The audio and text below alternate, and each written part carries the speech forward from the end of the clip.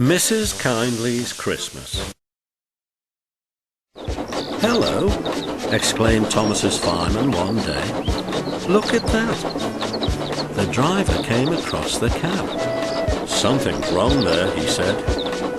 Hanging, flapping and bedraggled from a window of the cottage was something that looked like a large red flag.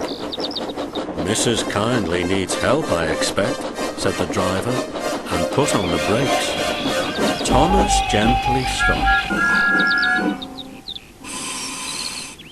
"Jiminy Christmas!" exclaimed the driver.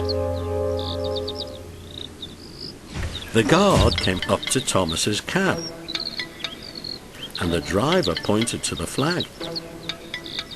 "See if a doctor's on the train and ask him to go to the cottage. Then walk back to the station and tell them we've stopped. I'm going to the cottage." He found the doctor with Mrs. Kyndley.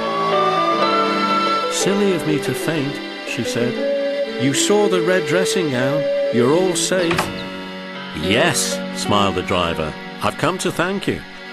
There was a landslide in the cutting, doctor, and Mrs. Kyndley saw it from her window and stopped us. She saved our lives."